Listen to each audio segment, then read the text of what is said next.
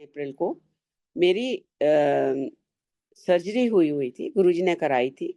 और वो महाशिवरात्रि के टाइम पे हुई थी मेरी सर्जरी, और बहुत बड़ी सर्जरी गुरुजी ने कराई थी। और मेरा 2.5 किलो का ट्यूमर निकलवाया था। तो सर्जरी बहुत मेजर थी, और मैं उसको रिकवरी में टाइम, डॉक्टर्स ने बोला था नियरली 1.5 महीना लगेगा। तो उस टाइम फिर गुरुजी ने मुझे नहीं बोला, मुझे आदेश नहीं आया कि मंदिर जाके तुमने सेवा तो हम इस लायक नहीं है हम कुछ कर सकें कि वहां जाके मंदिर जाने का मुझे आदेश नहीं आया। तो क्योंकि मैं खड़े भी नहीं हो पाती थी ठीक से। तो मेरी बेटी आई हुई थी, तो उसने कहा कि मम्मा आप बहुत उदास लग रहे हो। 12 तारीख की शाम की बात है। तो मम्मा आप मेरे साथ चलो, गुरुजी के मंदिर में चलेंगे, और आपकी जगह मैं और पापा करेंगे वहां पर जो भी हम कर पाएंगे। तो आप चलना, वहां मैं आपको बिठा दूंगी आराम से। और ये गुरुजी के मनुष्य रूप का सत्संग है, संगत जी। तो हम लोग चले गए, और मैं भी खुश हो गई। और बट जब मैं वहाँ, जब बड़े दरबार मेन दरबार में ऊपर चढ़ते हैं तो 4-5 सीढ़ियाँ आती हैं। तो उसने मेरा हाथ पकड़ के मुझे बिठाया, और बाहर बाउंड्री वॉल पे, मैं नीचे नहीं बैठ सकती थी, मुझे वहां बिठा दिया। जैसे ही हम मंदिर में एंट्री ली, then there were no one was there, no one was there. जैसा कि आंटी ने बोला, बहुत ही संगत होती थी ये दिनों में, और हम बहुत उत्साह से मनाते थे। और हर फंक्शन जो है 3-4 दिन पहले तो भरा हुआ होता था मंदिर, कि सब लोग अपना कुछ ना कुछ कर रहे हैं, और हंसी खुशी हो रही है, चाय प्रसाद बन रहा है, दोपहर का लंगर बन रहा है, और हम सब मिलके वहाँ पे ग्रहण करते थे, और इतना अच्छा लगता था। तो वहाँ कोई नहीं है। और मेरी बेटी हैरान कि मम्मा आज देखो कल बैसाखी है इसी टाइम पे, और कोई नहीं है मंदिर में, ऐसे कैसे हो गया। गुरुजी कुछ भी कर सकते हैं, मतलब कुछ भी। ये इस तरह का एक सत्संग गुरुजी ने दिया है। तो मैंने कहा कोई बात नहीं बेटा, ऐसा होगा कि इस समय चाय का ब्रेक हुआ होगा, और जो पीछे किचन हुआ करती थी मंदिर से बाहर निकल के, जहाँ गुल्लक है वहां से सीढ़ियाँ हैं, तो हम लोग बाहर जाते थे, चाय प्रसाद लोग ले रहे होंगे। तो कहती अच्छा चलो आप बैठो, मैं फिर देख के आती हूँ।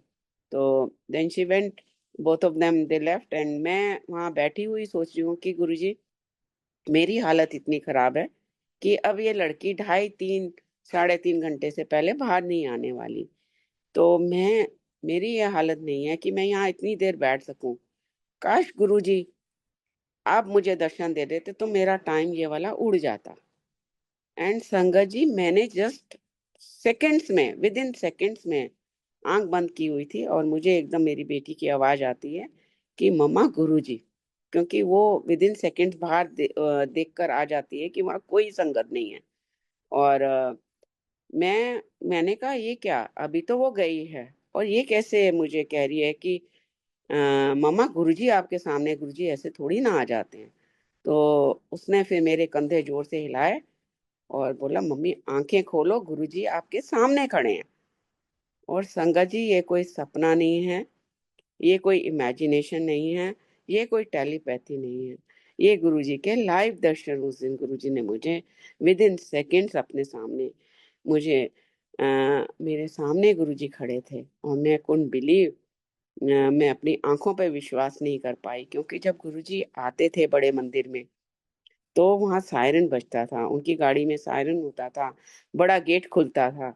जबकि उस टाइम पे बड़ा गेट ऐसे नहीं खुला रहता था, बड़े फंक्शनों पे ही खोला जाता था। सबकी एंट्री छोटे गेट से होती थी, जब बड़ा फंक्शन होता था तो गेट खोला जाता था, गुरुजी आते थे, गुरुजी की कार जो है अंदर आती थी।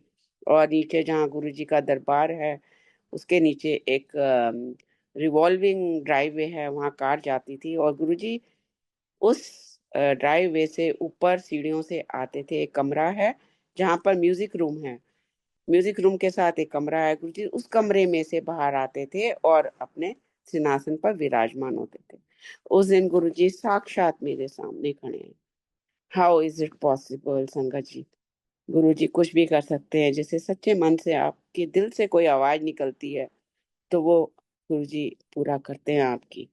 तो then Guruji was there, and Guruji ने नियरली वही टाइम हम तीनों को बिठाकर 1:1 दिया।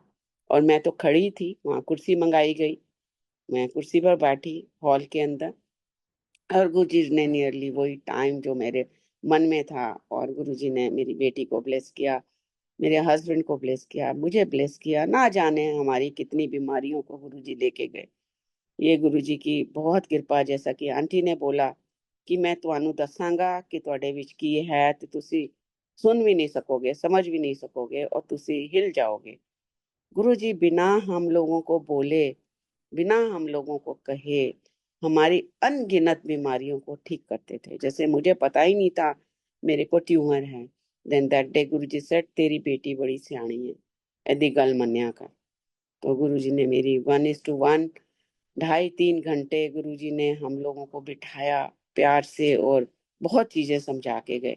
फिर उसमें एक चीज, जब गुरुजी बाहर खड़े थे, जब बाहर दर्शन हुए मुझे, तो वहां पे पिलर्स लगे हुए हैं संगत जी, उस पे इटालियन मार्बल लगा हुआ है। तो गुरुजी सेट कि मैनू ये पत्थर बहुत पसंद है, तो जो भी नया प्रोजेक्ट हुन आएगा और इटालियन मार्बल लगूगा। तो गुरुजी मुझे दिखा गए कि ये पत्थर जो है बहुत ही उनको पसंद है, और इसमें ठंडक है। और जो पहला पत्थर गुरुजी की समाधि जब बनी थी, तो गुरुजी ने अपनी समाधि पे लगवाया। ये गुरुजी की बहुत बड़ी कृपा रही सारी संगत पे, कि गुरुजी टाइम टू टाइम चीजें हम लोगों को, जैसा आंटी ने बोला कि वक्त आने पे ही समझ आती है हम लोगों को कि चीजें कैसे सॉर्ट होती हैं। गुरुजी कैसे हम लोगों को जैसे जैसे वक्त गुजरता चला जाता है, उनका एक एक वाक्य, उनका एक एक शब्द हमारी लाइफ में उतरता चला जाता है, और वो मोमेंट सारे हमको गुरुजी याद रखाते हैं। नहीं तो हम लोगों की मेमोरी इतनी शार्प नहीं है, मेरी तो बिल्कुल भी नहीं है। I am very very lost. But गुरु जी के साथ का बिकाया बिताया हुआ एक एक क्षण इज लाइक अ मूवी के जैसे चलता है। गुरु जी का एक एक दिया हुआ सत्संग इज लाइक अ मूवी, मेरी लाइफ में चलती चली जाती है, और गुरु जी बुलवाते चले जाते हैं।